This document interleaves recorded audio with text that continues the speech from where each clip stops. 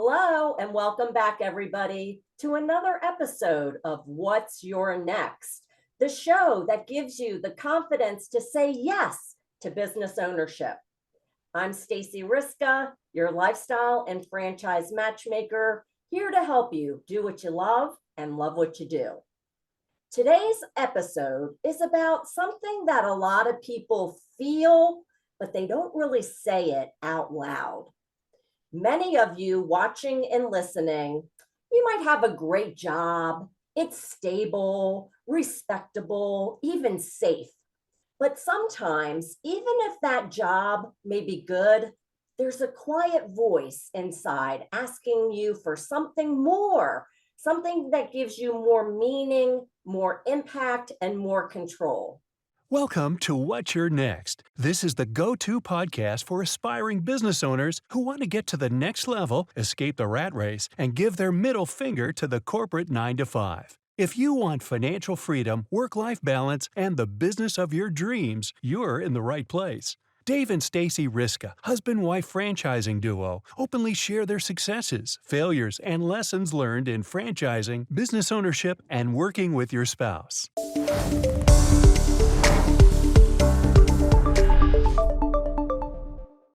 My guest today is Kasey Divine, founder of Entravia, a venture-backed HR technology company built to make entrepreneurship feel less overwhelming and more accessible for everyday business owners. Now, Kasey, he left a comfortable career to build something that wasn't just uncomfortable, but necessary, helping owners navigate the messy behind-the-scenes reality of compliance, operations, and running a business. So today's conversation is going to be about fear, clarity, and what happens when you stop choosing what's safe and instead start choosing what matters. Let's dive in. Welcome to the show, Kasey. Thank you for having me. It's great to be here and appreciate the introduction. Absolutely. You know, I want to kind of back up a little bit pre-Entravia because you were in the corporate world. Sure was. Share a little bit about what you were doing, and then what was your aha moment that made you realize it was time to explore your next? Absolutely. So I have a background in HR, technology, outsourcing, employee benefits, that kind of thing. And my entire career has been in sales and marketing. So I took the path of starting as a sales representative, selling payroll software to small businesses within a 3 zip code area or whatever it was, and grew that out into becoming a sales manager and all of that. So I spent a year or 10 years, growing all the way from that role into becoming VP of revenue for one of these providers. So I led sales and marketing. And I think there are really two different things that happened to answer your question. Well, I think overarching, I was very fortunate to be really serving small businesses. And when you meet entrepreneurs often, even if you are selling something, you do get to see a lot of what entrepreneurship's like, what it's not like, and you get to meet entrepreneurs and you see that they're not unicorns. They are real people that are just out there trying to do something a little bit better. So that was like the overarching theme. The first thing then, narrowing it down to one of the larger companies I worked for, all of these would have been publicly traded. We actually serviced technology startups and medical device startups and such like that. So I really started understanding more about that as a path and seeing where folks had spun out of corporate and then launched something. And then I actually started the business over a year after this conversation I'm going to reference, but I got into a job within a private equity backed company. And as I was leaving, the founder gave me advice and he was like, "Hey, I don't know what it's going to be, but I really think you should start a business." As somebody who did that, he said it, and it was not meant to be insulting. He said, "You're not very employable. You try to you tinker with stuff and you come up with things that I wouldn't have seen necessarily. And so I recommend that you look into that, which is great advice to hear from somebody who's like already quote unquote made it. And you're like, how am I going to do that? But I think that conversation really set the ball in motion for me to even consider that as maybe that could be me. And thank you for sharing that backstory. And I would imagine, like you alluded to, you had the inside scoop on what's really happening in small businesses. And maybe you saw some pain or a disconnect that you could solve. And I love the statement, like, you're just not, you're not employable. So go do it for yourself. But it still must have been really scary to take that leap of faith and leave the stable, comforting corporate job. So talk a little bit about the fear and what ultimately made you say yes to taking the leap of faith to start your own business. Yeah, after that conversation, I actually left sales leadership and for over a year got into a sales role for the first time in a long time. And part of that was personal. I wanted to work for a friend of mine. I liked what we were selling, and also too, I found out very shortly after that we were trying for and then expecting and then having our second child, and so it made sense to maybe take a step backwards. What ended up happening though, it was wild in sales. I'm sharing this so that your audience can connect with it, if that makes sense. Had the best year I've ever had in my career, including when I was running sales and marketing for that company, and it kind of came out of nowhere. I wasn't expecting that. It felt very comfortable. It felt like a, hand in glove. I went back to a large employer that had employed me in the past. Something in me though, like I was again talking to founders of companies in that role, and something in me was like, I could do that. I could do that. I could do that. And then there's another thing of like, you definitely don't want to feel like you're the smartest person in the room all the time, because that usually reflects poorly on you. But there's like two different ways of looking at especially bureaucracy, which is a good part of large organizations that exists to keep people from doing stupid things.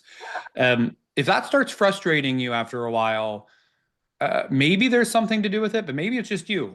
And when I got back into that, it was just me. Like I kept getting frustrated with, well, why can't we go do this thing faster or in this way? It makes sense. We could just do this, this, and this. Mhm. And I think I took some retrospection and self-reflection to understand, you know what? Like maybe if I think that's the way, maybe I should start a business and run my business that way instead of potentially being a negative Nancy, being somebody who is constantly nagging about stuff. Like maybe I could actually go do something about it. That's where I started realizing like maybe this isn't just me being negative. Maybe this is some like more of a sign that I should go try my own thing. But it wasn't comfortable. Like I was again, like I ended up actually quitting my job a week before our second baby was born Oh, wow. and starting this, and didn't really realize that was going to be the case. And it was the best decision I've ever made so far. I love it, and it ended up being perfect timing. But there is never a comfortable time to leap, and I think that's the thing I wanted to end that answer with. Yes, thank you for your honesty and transparency. You're right. And sometimes you just need that fire under your arse to make you say yes and to do the jump and the leap. And all the candidates that I've talked to who ultimately say yes to business ownership come back and thank me and say they wish they had done it sooner. Yes. Yeah. So, but let's dive in a little deeper, because in the beginning, it seems like there's a honeymoon period, maybe 6 to 12 months. And Mhm. then all of a sudden, like reality sets in. Yeah. Oh, this is like a real business. There's all the messy things I have to do: HR, payroll, operations, compliance. I just want to own the sexy business. So talk a little bit about the messy middle and what happens after that honeymoon period. There's a great book that talks about this. It's the E Myth, the entrepreneur myth, Yeah. revisited. They talk a lot about that, and I think that's something to note. And that ties really well to the folks we're building with in mind. So uh, on that journey of entrepreneurship, you're getting into business because you're good at something and or you think you can do something better, cheaper, faster, right? And so you start doing that, and there's a converse relationship here, because the more you do of it, the better you do at it. Oh, at scale, the less of it you do. because you become a business, you become a business owner, you become an employer. And I think that that's something that folks really need to understand from the jump of like, what do you want? If you're going to stay away from anybody who is working for themselves as a business owner, as an entrepreneur, but if you want to stay away from being an employer, that comes with trade-offs. Like I think on one side, if you're going to grow your business large enough that you need help with it, or you'd like to get help with it, you also need to understand that like you owe it to those people, to their dignity, to the folks that rely on them to be somewhat of a professional employer. And I'm not saying you have to act like corporate America, but like you have to have your I's dotted and T's crossed. And if you don't want that, that's okay. But I think you need to understand that ahead of when you bring other people into it, because like they didn't sign up to be entrepreneurs, they are employees, and they are expecting some sort of level of making sure like payroll clears, and that like if they trip and fall on the way to your back room, that like you're going to be able to pay through workers' comp for their broken ankle and stuff like that. But the trade-off there is, you know what? Like I might, if I don't want that, I might not be able to grow as much, or I might need to give up control to like more 1099s, fractionals, consultants, and that kind of thing, which is a great path as well. So either way, though, you have to have that decision. And I think where folks don't understand is they don't really begin with any sort of end in mind, even if that end, they give themselves permission to change it. And what ends up happening is it happens to them, where they bring on somebody and then they bring on somebody else and then they're solving problems. And then all of a sudden they wake up one day and it's that messy middle. And I think if you're going to avoid the messy middle, I don't think you really, really can. But if you're going to make it more of a speed bump instead of like, a ditch, it would be really good to understand what your goal is before you even start driving. Mhm. I have found that, you come in all excited, and especially for founders who are more entrepreneurial, and you do what you love and you just want to have your hands in everything. And it can be very hard to kind of let go, or you just push aside the things like maybe the road bumps, like you said, somebody might trip and fall on the way to the kitchen. Oh, I'll get to that later. I Yep. don't want to fix that now. Or, Mhm. yeah, I know I got to do payroll, but, and it's at the 24th hour, and all the things you don't like to do get pushed aside. Some of them have to be done. And Yeah. certainly you can hire for them, but it doesn't always warrant having like a full-time staff on Right. board. So it seems like with Entravia, you've come up with more of an outsourced um, model. So I'd like to hear more about, tell us about the company, what you do, who you serve, and how you're filling a gap in the marketplace. Absolutely. So we exist in this industry. It's a large industry in the United States called PEO, or professional employment organizations. We Okay. are not one of those vendors. But basically, what one of those vendors does is basically they take payroll, HR outsourcing, employee benefits, workers' compensation insurance, retirement plans, and they will help you do that as if you're a large company at the cost structure of a small company. It makes it affordable to have professional employment infrastructure, basically. And they work with small businesses from 2 or 3 employees all the way up. Okay. So that's the space I've been coming from. I've been helping small businesses with that, representing vendors my entire career. What I saw was an industry that still relied on PDFs to get pricing information and Excel documents and email chains and all of these different things that were once, I think, modern, that just never really got updated. Mhm. And we're trying to make the industry more accessible. So instead of adding another vendor to the confusion and to the noise, there's already over 500 of them. What we decided to do is to help make it more doable for a small business owner who is wearing all of those different hats that might be hanging out in that messy middle, to Mhm. be able to figure out which providers are actually going to be helpful for them, get them the information that they need faster, more securely, and then onboard. If there's 500 plus vendors all claiming to do the same thing, it's really difficult to understand who you should work with. And what we want to make sure is that there's not that defeatism, that we can empower, I think, small business owners to be able to get access to the resources that they need and to give their employees that kind of infrastructure that they need. But currently, just because of how the industry's norms are, it really just doesn't meet the average small business owner where they're at. I mean, they're usually, I'm holding up my iPhone, they're usually operating their business primarily from their phone Mhm. and mobile apps and whatever like that. So if you send an 8-page Excel document and then you ask them to go download a bunch of documents from systems they might log into once a year, they don't even know what those things are, as opposed to here's a link, log into it, and we'll pull out the information using some software and you're done. Like that's where we're trying to get to is I think to sum up what we're doing in a different way. Last year, I went to apply for a mortgage and it took 10 minutes and I just logged into my banking information and it kind of filled itself out and I guided it. That's standard there. And I was wondering like, why is my industry not like that? And that's the vision we're trying to get to enable small business owners. Oh, love it. What a great analogy. And so, do you have some stats or a great success story, like something that someone in our audience can say, yeah, that makes a lot of sense. I can relate to that.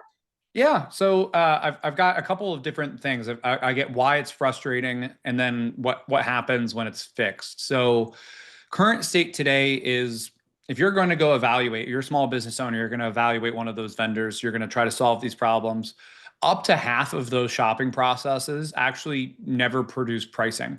So you meet with the sales rep, you sit through this spiel, you say, I want to understand how much it costs, and either you don't get them everything they need or they keep asking questions to the point that it just dies and they never actually get you the pricing in a timely manner. Because usually if you're shopping for these things, it's because you're hiring, open enrollment's coming up, you're about to hire somebody in a new state or they're moving, something's happening. And so Mhm. you don't have 3 or 4 months to get this thing going, right? Once you actually get them the all the information they need, half the time, and this is industry standard, they decline to work with you because it's a pooled approach, and so they have to be very specific on who they're willing to take on as a client. So that means that like less than a quarter of the time, when you actually engage with the sales rep, are you actually going to get pricing and it makes sense. So there's that side. We were one of our biggest success stories already. It was a smaller startup, 5 employees, and they're already working with one of these vendors. They felt like they were stuck in the vendor because every time a renewal would come up, they get caught in that same cycle and they were never able to accurately and quickly enough compare all the other vendors that are out there. Well, that small business, 5 employees, we found them a better service model and we saved them $30,000 a year. They redeployed over half of that into their employees' health offerings. And the company was able to be able to realize some cost savings while actually getting better service. None of it would have happened had they not reached out and asked for help through the system because they kept getting stuck in that same trap. Mhm. And they get their renewal, but then they weren't able to get the pricing they needed before they had to just continue on for another year. So that's, I think, the thing that resonates the most to me. It probably isn't the flashiest on numbers, but just the fact that it had that big of an impact for a small business is something that I like to share. Those are impactful numbers. I mean, you're making a real impact in small businesses, not only in their lives, but in the P&L, the Yes. ultimately the bottom line. Yes, exactly. That's what we're hoping to do. Right. And so, through your journey from corporate to founder to now helping small business owners, I'm sure you've seen a lot of mistakes along the way. Oh yeah. Let's put it out there, the dirty, the down and dirty. What are the biggest mistakes you're seeing these small business owners make? I think it falls into one of two camps. I think the first one is the small business owner who overanalyzes everything and never does anything. Like they don't want to do anything until it looks perfect, not realizing that we live in a capitalistic society and the market's going to tell you what's good enough and what's perfect. And so you just kind of need to try and learn from feedback.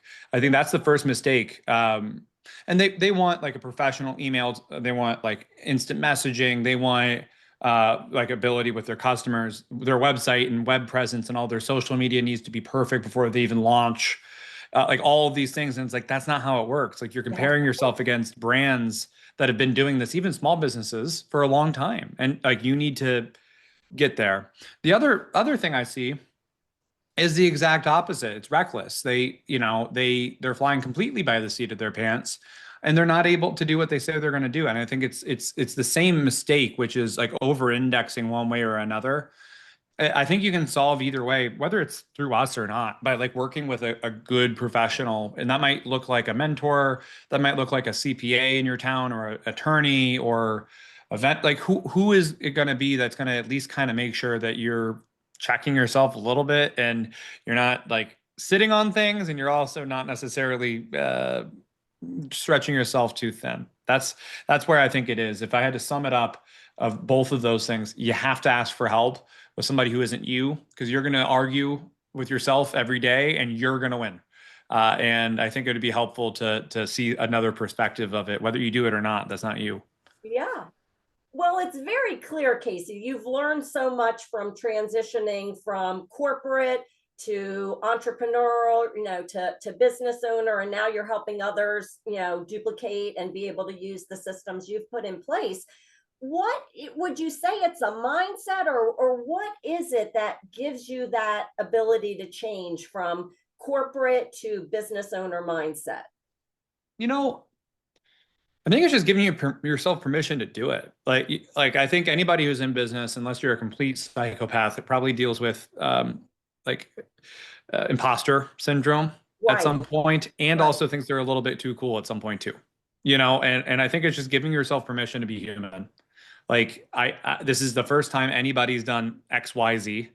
Nobody's ever done what you're trying to do, where you're trying to do it, and the way that you're trying to do it. Even if you buy into a franchise, that's a proven model, but no one's ever been you doing it where you're deploying that idea in this macroeconomic environment. So you need to give yourself some grace to be able to try things, mess up, understand who you are as a business owner, what you value, the kinds of folks you like to work with and don't, and just know that nothing's going to be perfect. Like truly, nothing's going to be 100% perfect. That's not the point. And don't let great be the enemy of good. Like progress, taking that next step. It is okay. And you're going to have the ups and downs. So that's kind of where my head's at with that. Boom, you nailed it, Kasey. All right. So many of our guests are kind of wondering what kind of pain points or what should I be looking at and what kind of questions should I be thinking of when I'm looking to reach out to Kasey and or consider Entravia? What should they be thinking about or asking you? Yeah, I think anything, first of all, if you're listening to the show and you want to talk about something we were talking about here, or I have a LinkedIn connection that you might find helpful, I don't care. Just reach out. I don't bite. I'm just a dude with a mustache. Um, Outside of that, though, like I think trying to understand what it is you're trying to solve. So we talked about like what we do, HR, employee benefits, workers' compensation insurance, hiring, all this different stuff. I think coming into the discussion or even just the email with the overarching thing you're trying to really achieve is better than like the symptom. Mhm. It's really difficult if somebody's like, hey, we need to set up payroll. There's like a lot of context that's missing there, or we're going to offer employee benefits for the first time, or like I'm hiring more, or I just got my benefits renewal and it was 30%. Like those are data points that are like really difficult to operate on.